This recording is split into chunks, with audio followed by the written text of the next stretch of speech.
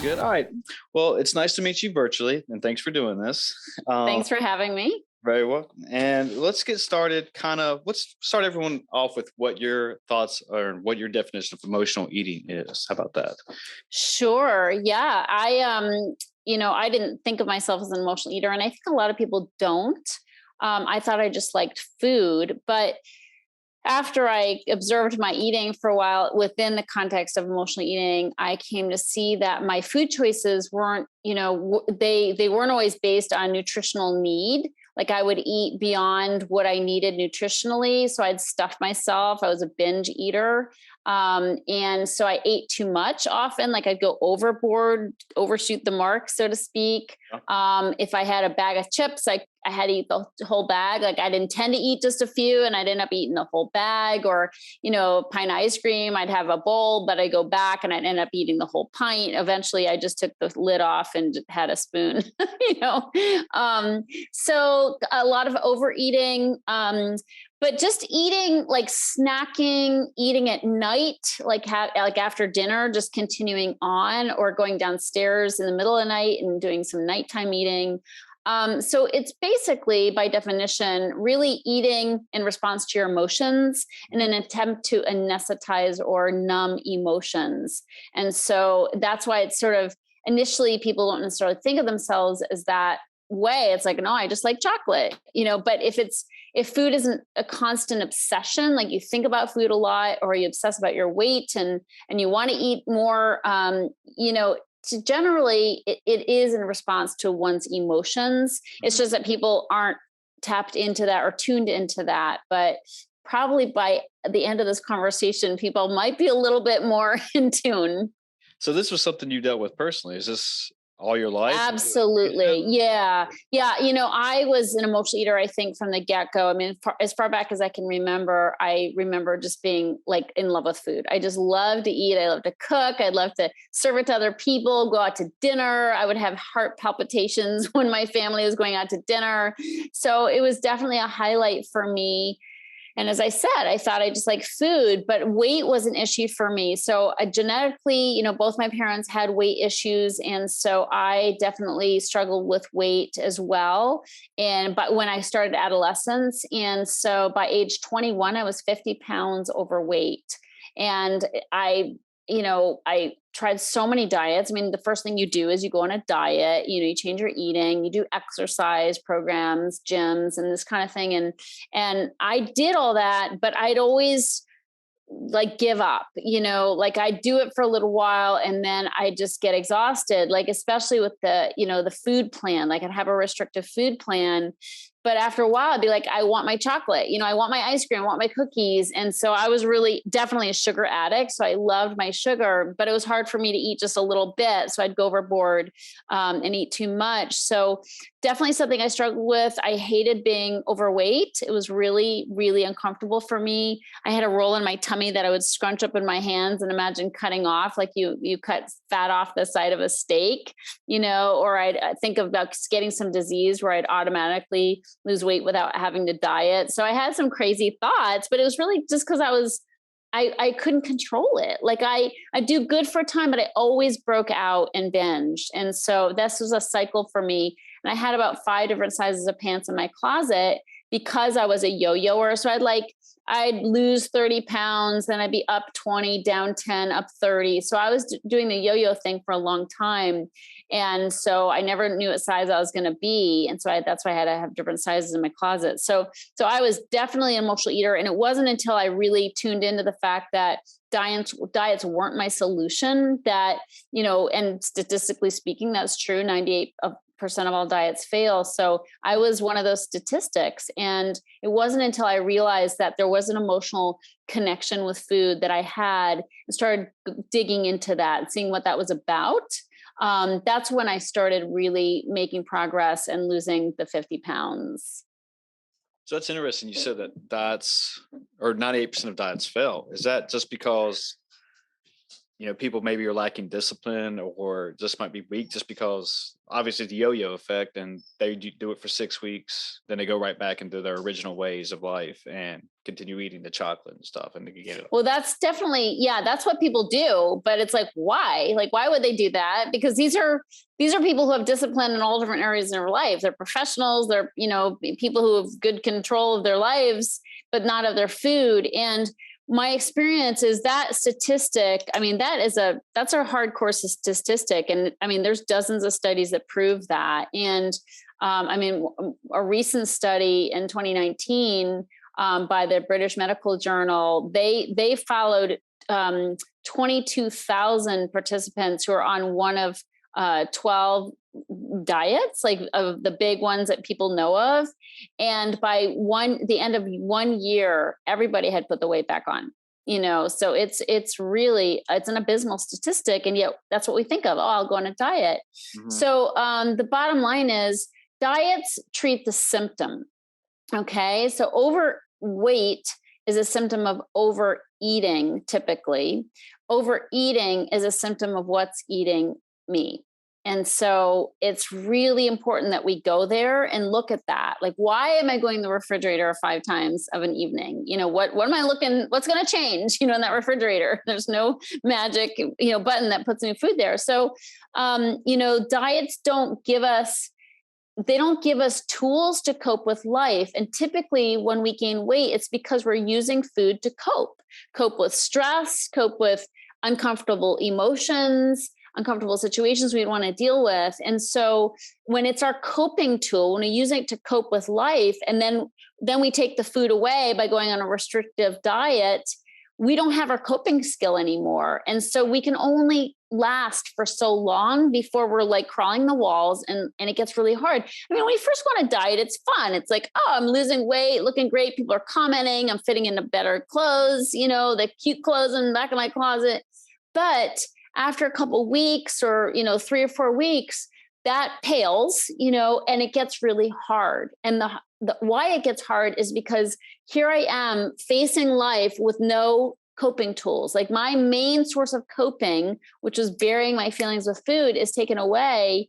And you can only do that for so long, and willpower will not last. It just will not last. And then it's like, I need to dull the edges of life. I need to soften the edges. And so that's what food does for us, especially the ooey gooey, chewy foods. It's typically not salads that we're binging on, it's the cookies, it's the candy, it's the chocolate, and other things, wine and beer and pot. And, there's lots of little addictive habits to go around. But food is such an accessible one, and it's such a socially acceptable one. We all joke about our favorite, binge foods, but for some people, it's pretty lonely. It's a pretty lonely condition because we typically do it. I mean, I would do it alone, like I wouldn't binge in front of other people. I was civilized in front of other people, but on my own, I would go to town and then I'd feel disgusting and ashamed of myself. So it's a very secretive thing that a lot of people do.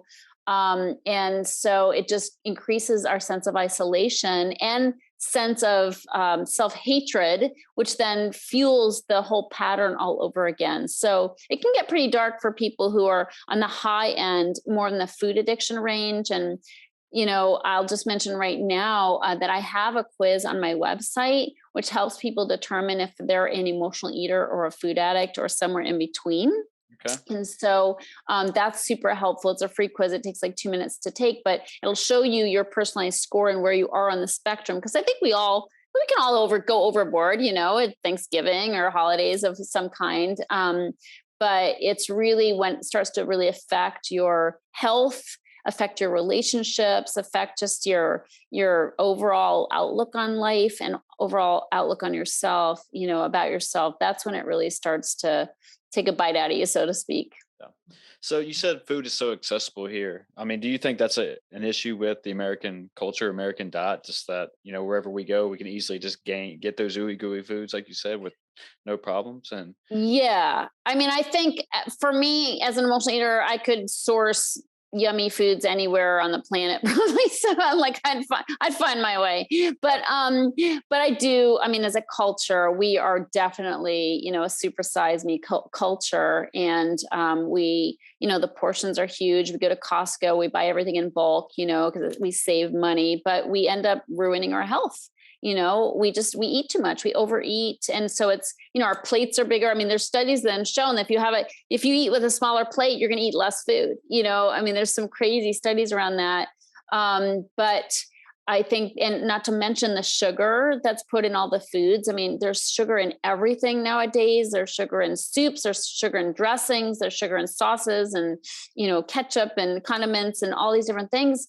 And I mean, spaghetti sauce, I mean, they put sugar in places sugar doesn't belong, French fries, and we're hooked. Yeah. Cereals, it's hard to even go to a store like Whole Foods, which is supposed to be so natural and healthy. And there's sugar in all their cereals as well. So we're hooked on sugar, and sugar is addictive, and it's been proven to be as addictive as cocaine or heroin. So we are an addicted nation. There's no question about it. So that doesn't help the situation. But at the end of the day, we can't blame the manufacturers. They're responding to our addictive nature. And, I mean, I do blame them to some degree. It's disgusting what they do, but I have to take responsibility for the fact that I emotionally am using food, and that, I can blame all day long, but what am I going to do about it? And that's where I have to address the emotional eating. Yeah, I agree that, you can blame them, but you can't blame them. And, like Steve Jobs even said that, he didn't want his kids using screens. And even though obviously he's a CEO of Apple, and like all of those higher ups said they don't want him using screens just because of how the addictive nature of it. And Yeah. people can just easily get addicted just to screens, and then go down, like even ruin their mental health, just even looking at Instagram models or seeing what people they're telling you to eat and so on and so forth. And No question. the whole rabbit hole down through there. Yeah.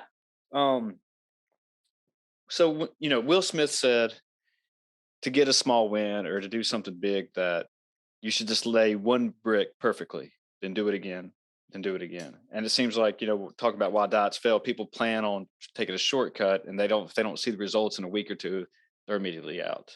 I mean, how did you see your first win and know that you were making a change and making progress with yourself in this emotional eating?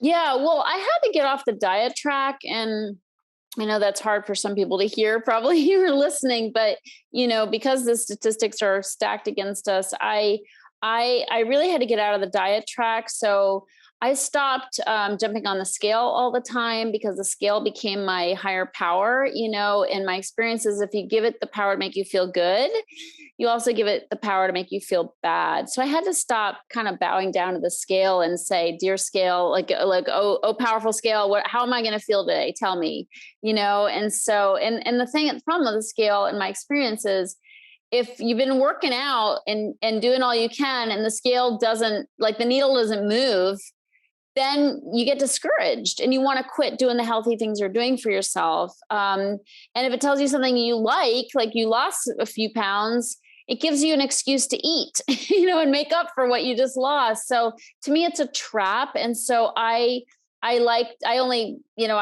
honestly, personally, rarely even look at the scale. I weighed this morning, and I didn't look. Like, I just don't want to. I was at the hospital, but I don't like to look and see, because it messes with my head. So what I focus on, and what I teach my clients to focus on, is self-care instead.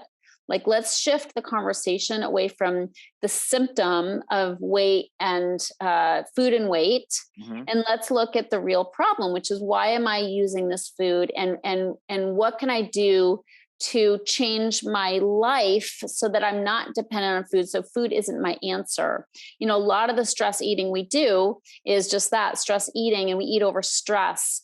And so what I do, and I teach my clients to do, is really take a look at the stress in our lives and how much we're doing, how much we're packing into our schedule, and finding time each day to start the day with what I call it. I call it putting money in your spiritual bank account. So start the day getting still and quiet before you go to the gym, before you just go hit it real hard. Yeah. Let's take a little trip within and really build some stores inside, some spiritual stores, whatever somebody's, spiritual preference is, doesn't really matter. Something that's meaningful to you, could even be a walk in nature, but just get still and quiet and connected with yourself, with your divine spirit. And this helps because later in the day when stresses, pile up and we tend to reach for food, when that happens, we can reach from within. We can basically take withdrawals on the money we put in our bank account, our spiritual bank account. Sure. So that morning routine of spiritual readings, motivational readings, maybe listening to a podcast that's super motivational. So anything that just really fills your cup, makes you feel fed spiritually, because it's not food we're really hungry for. I mean, let's be clear, I didn't need all the food that I ate. Yeah. I had a hunger that was deeper. That's why my company is called Heal Your Hunger, because my hunger was deeper, but I was feeding it with food and I was never fully satisfied. So I had to keep eating. So I find the spiritual nourishment to be really important. Also doing things as in a community. So all my programs are done in community with other emotional eaters, because just knowing you're not the only one who's done the crazy things you've done with food is super, super important. So that's super, important, is to have community. And I'm sure it's true, with the CrossFit, of course, that when you do things in community, it makes it so much easier as well. So, but you asked about one small thing. I would say, first things first, create a little just sacred time in your morning, just a little sacred time where you're not busy, where you're not like ricocheting off of the stresses of the day. I think that's a really important thing.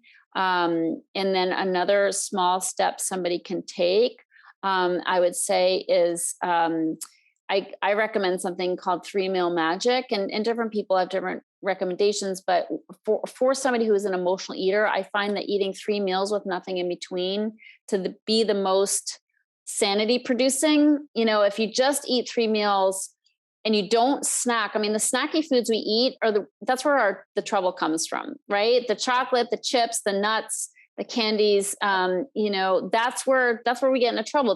Those are the most fattening foods, those snacky foods. So if you just cut out snacking and you feed yourself 3 really solid meals, good vegetables, good protein, good fats, if you do that, boy, oh boy, that's going to make a huge difference right there. And it's also going to make you super aware of how much you do emotionally eat, because you're like, oh my God, like I'd be normally, typically going to the kitchen right now, but I'm not. So then you start to recognize, gee, I am like in this habit of responding to my emotions, to uncomfortable feelings, or from, just a phone call I don't want to make, or, something I don't want to do, or something I'm afraid to do. We respond with food. We just immediately go start munching, and so just becoming aware of that can help a lot, but you have to have a plan that puts space in between your meals, so you have time and space to start recognizing what emotions might even be there.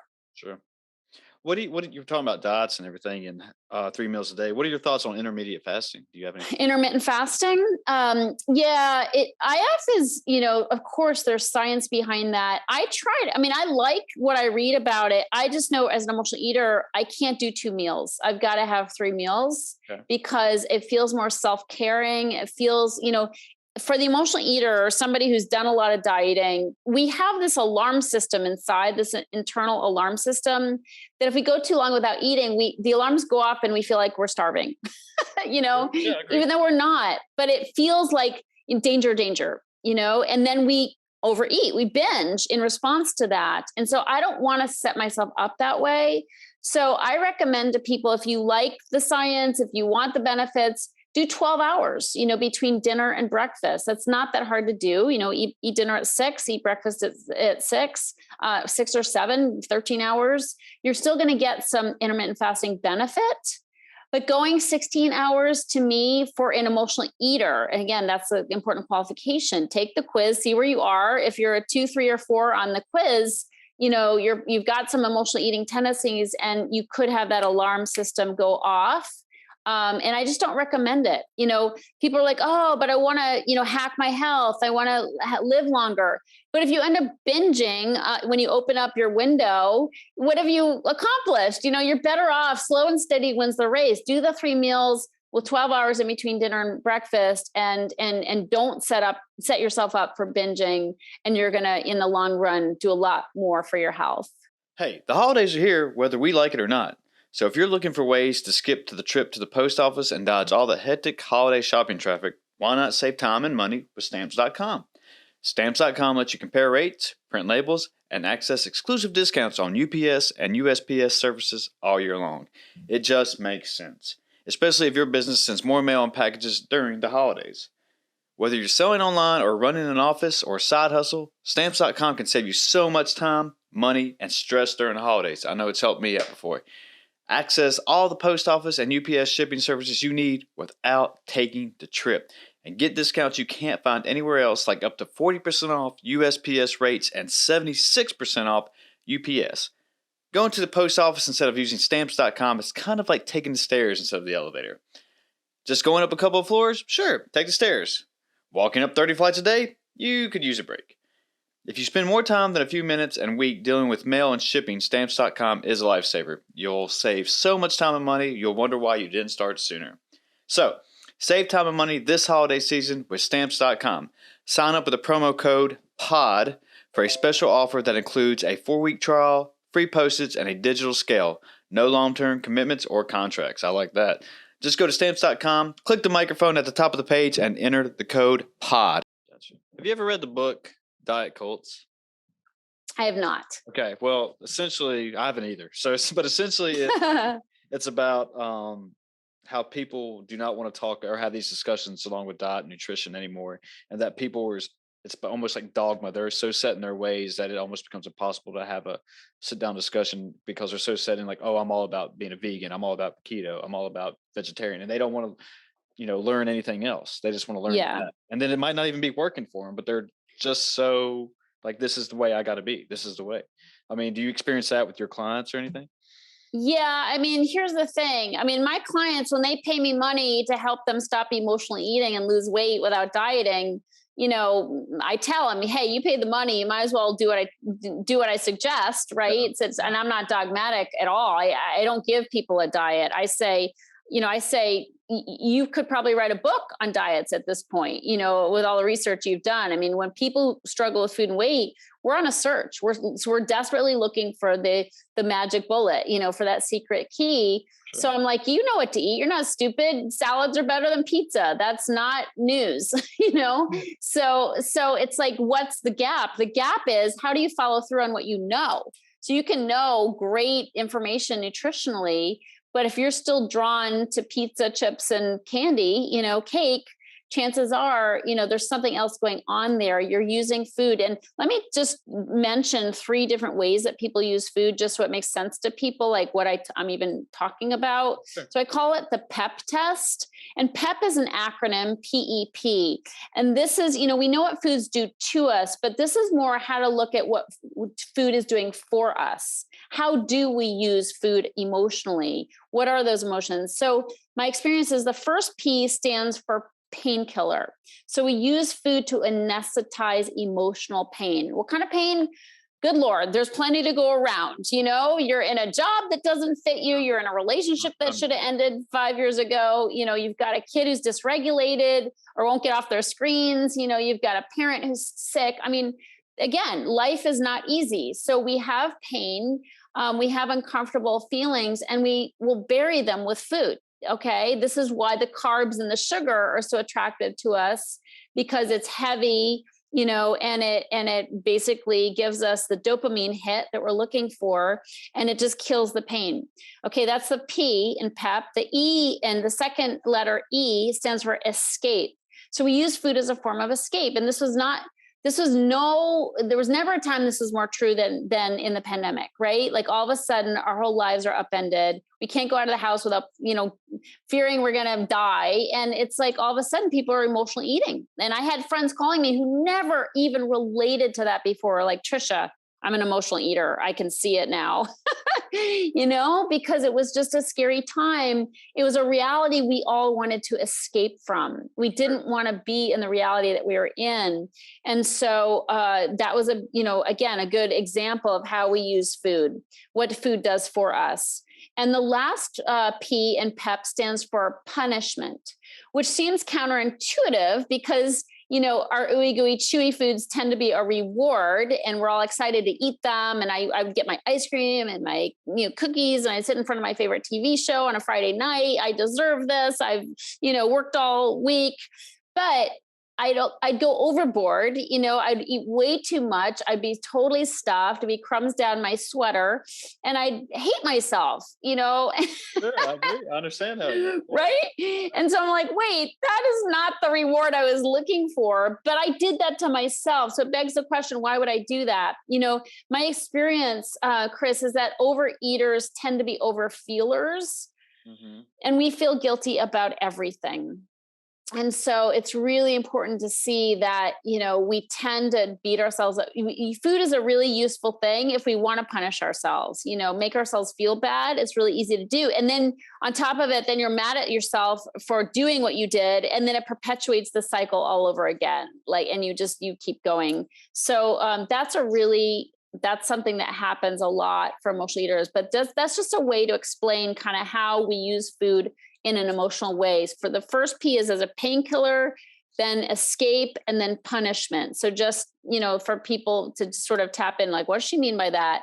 And you can take the PEP test when you are going to the refrigerator several times of an evening and say, wait a minute, like what's going on? Is there something I don't want to feel? Is there something in my life that I want to escape from? Or am I feeling bad about something and I'm just trying to kind of add insult to injury here by beating myself up with food? So that's kind of the differences between like, hey, is it physical or am I actually just becoming an emotional eater? Exactly. And that's where that space between the meals helps, because if you're like at 10 a.m., if you had a really healthy breakfast at 8 and at 10, you're going, I'm starving, which I do, often. And then I'm like, okay, Tricia, are you starving? What's really going on? And then I'll do a little check. I'll do a little check. What's really going on?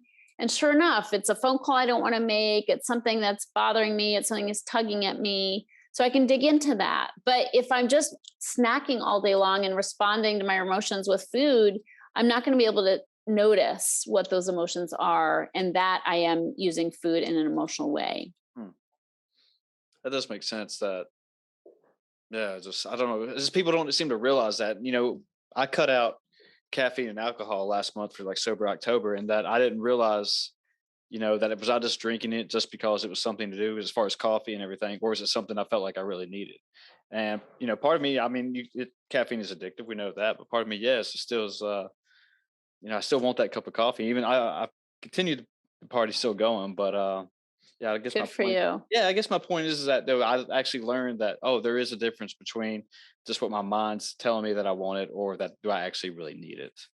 Yeah, it's important. It's really, there's so much benefit to starting to tune in to our emotional selves. We're so busy all the time. We're just on the run. We're going from one thing to the next, and we stay very unconscious. But that's how trouble starts. That's how trouble in relationships starts, when we're not paying attention, when we're on the move, or we're not taking time, we're not slowing down. It's so good for us to start to do that and to start cleaning things up so we're not constantly medicating our feelings. So congratulations. That's really cool. Yeah, I mean, it was just something me and my friends decided to do around our gym, and just to see if we could do it. And yeah, we did. There was a lot of positive benefits from it. And, I sleep Yeah. better a lot. And I didn't realize the amount of caffeine I was actually taking in that whole month. I would have roughly 2 to 3 cups of coffee in the morning, and then plus maybe, I don't know, these little fit drinks that you're supposed to be drinking before workouts and stuff, and then Yeah. random times another cup of coffee. I was like, oh, Yep. It adds up. yeah, but I was even still sleeping fine, but I didn't realize I was getting much better sleep without the caffeine. It took That's beautiful. yeah, that's good. People just got to, like you said, take a step back, learn about themselves, learn what they're doing. And, one thing when people ask me at our gym, like, what do I eat and what do I do? I tell them first, like, hey, write down everything you eat for a week, no matter what it is. Yeah. Yeah, if you had a handful of gummy bears or chips, write it down, and then go back because a lot of us like, well, I eat pretty healthy, I do really well, and then when you go back and actually look at it, you go, oh, maybe I don't. It's true. There's so much of it is unconscious. Yeah. What are your thoughts on diet culture? I want to talk to you about that. I know we're kind of running close on time here, but yeah, Yeah, well, I mean, I've kind of shared a little bit about how I feel about it. yeah, I'm not a fan. I'm not a fan of dieting because statistically it doesn't work. It can work for some people. Again, to me, the qualification is: are you an emotional eater? If you're an emotional eater who needs food, on an emotional level, if you're used to using food as a crutch, as your coping tool, the diet will not work. So gotcha. just don't do it. It's like, how many times do you have to beat your head against the wall? I mean, I was up and down, up and down. And at some point, I just was like, I can't do this for the rest of my life. It's so unhealthy, and there's a much better way. And, my experience with my clients, I mean, when they stop emotionally eating, they lose weight. And they're not trying to. If they're stopped getting on the scale like every other second, they're like slowing down. They're starting to put meditation into their morning routine. They're starting to write their feelings out. They're starting to get more conscious and aware and integrated with their emotions, speak up for themselves. Because there's some traits around emotional eaters that are very common. Like, we don't speak up for ourselves. We're always so nice. We don't put boundaries in our time. We're people pleasers. We do everything for everybody. So it's like, let's look at the living problem, not the eating problem. We've got to have more space in our day for us, and that's not an easy thing for people to do when we are used to caretaking and giving so much. But it's kind of like that trite but pretty apt analogy of putting your oxygen mask on first. Like, you got to take care of yourself, give yourself time, to rest, to restore, to repair, and to connect, internally with your divine spirit. Like, get connected, and you're going to have such an easier time around food. But just beating your body up with diets, I mean, it's a short-lived solution, and you'll just ricochet back, Yeah. and that's not good for your body. Yeah. I just was wondering if just because diet culture seems to just a place like everybody should look a certain way, and this is what society has taught us, and that increases the emotional eating and the mental health. Yeah, the pressure to look a certain way. I mean, there's no question. I mean, if you just go on Instagram, Yeah, I mean, you're going to get bombarded with that stuff. Nobody posts their ugly pictures on Instagram. it's So, probably real. but the thing is, it is our choice. Again, I like to take responsibility for whether I'm buying into that stuff. So it's a challenge to find self-acceptance is not easy to come by, because I mean, I'm critical of myself, and it took me years to get on my side, like to be on team Tricia, and start being really kind, have kind thoughts about myself, about my body, start to love the parts of my body that are just not going to change, and so and coming to that place of self-acceptance is so, so important, because the negative, taking on those negative messages. I mean, society isn't really doing anything to me. Yes, there's tons of photoshopped photos, and for young people, that is really damaging. There's no question about it.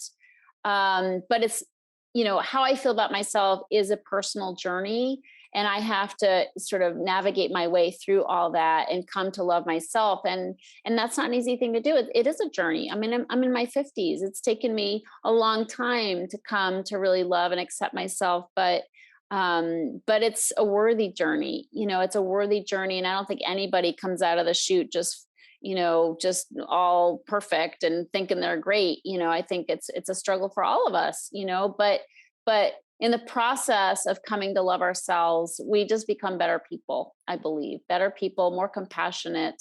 I think our flaws make us more compassionate and empathetic towards other people, and that's so important.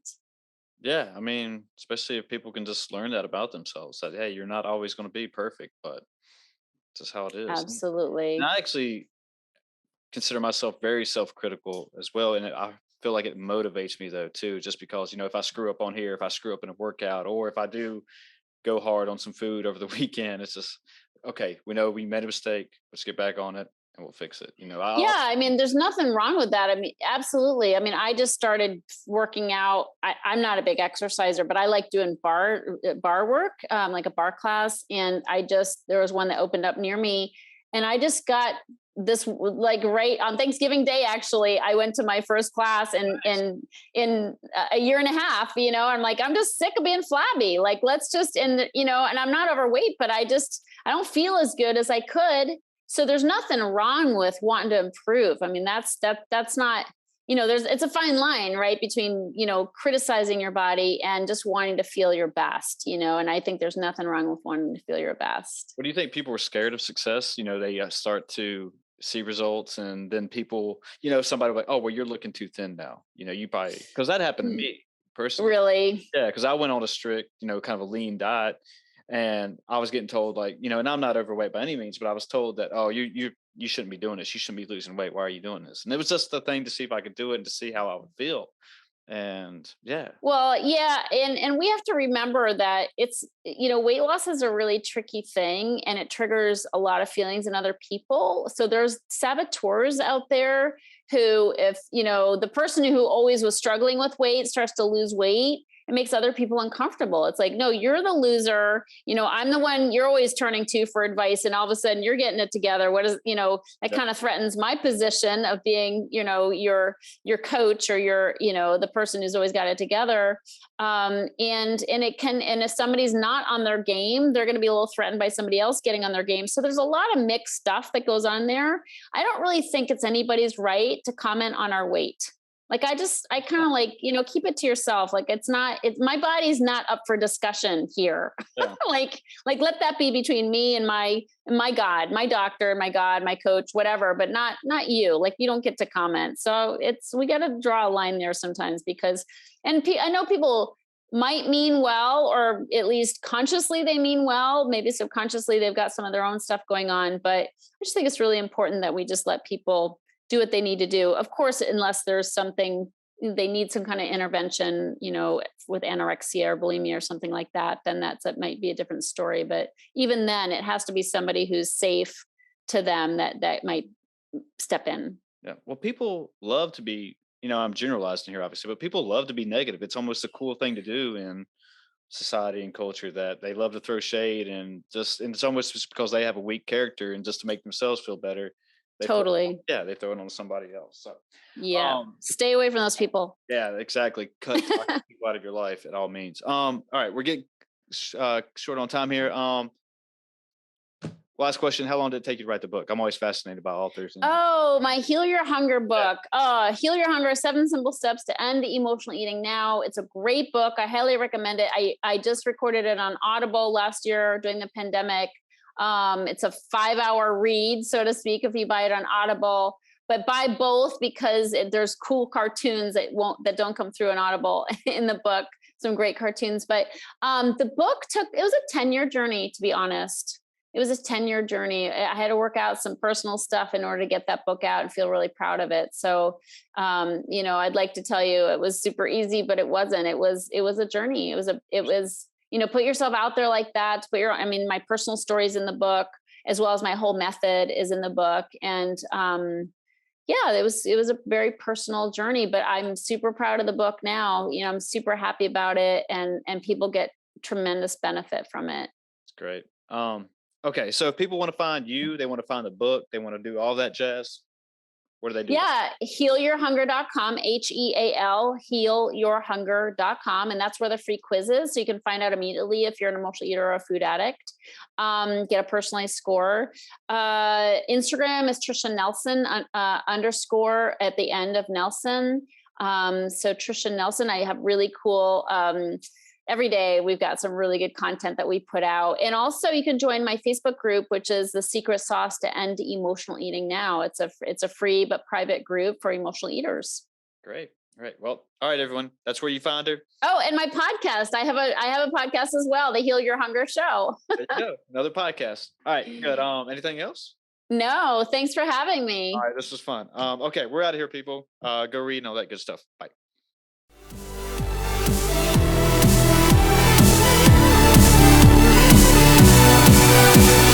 She was that.